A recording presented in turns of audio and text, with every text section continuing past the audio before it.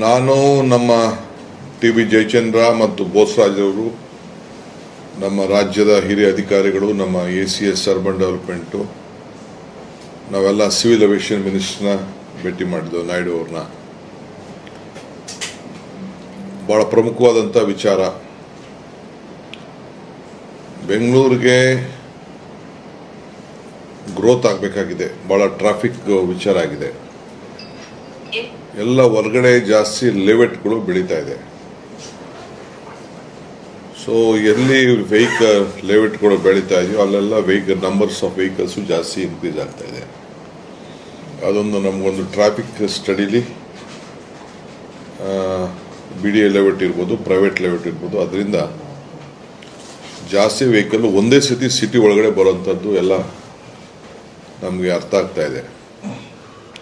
ಬೆಂಗಳೂರು ಸಿಟಿಲಿ high rice ಹೋಗೋದು ಸ್ವಲ್ಪ ಭಾಳ ಕಡಿಮೆ ಆಗ್ತಾ ಇದೆ.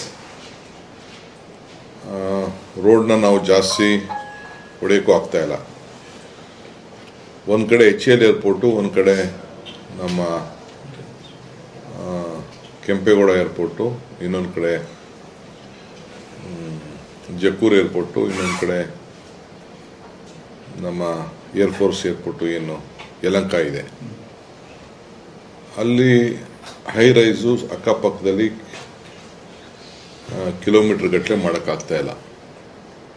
ನಾನು ಸ್ಕೈ ಡೆಕ್ ಮಾಡಬೇಕು ಅಂತೇಳಿ ಕರೆದು ಸುಮಾರು ಎರಡು ವರ್ಷದಿಂದ ಭಾಳ ದೊಡ್ಡ ಪ್ರಯತ್ನ ಮಾಡಿ ಕೊನೆಗೆ ಅಲ್ಲಿ ಕೆಂಪೇಗೌಡ ಲೇಔಟ್ಗೆ ಎತ್ಕೊಂಡೋಗಿ ಹೋಗ್ಬೇಕಾದ ಪರಿಸ್ಥಿತಿ ಬಂತು. ಈಗ 20 ಕಿಲೋಮೀಟರ್ವರೆಗೂ ನೀವೇನು ಮಾಡೋಕ್ಕಾಗಲ್ಲ ಅಂತೇಳಿ HAL ಅವರು ರೆಸ್ಟ್ರಿಕ್ಷನ್ ಮಾಡಿದ್ರು. ನಮಗೆ NGF ಜಾಗದಲ್ಲಿ ಜಾಗ ಚೆನ್ನಾಗಿತ್ತು, ಪಕ್ಕದಲ್ಲಿ ಒಳ್ಳೆ ಮೆಟ್ರೋನೂ ಇತ್ತು. ನಮಗೆ ಇನ್ನೊಂದು 3-4 ಜಾಗನೂ ಯೋಚನೆ ಮಾಡಿದೆ ನಾವು.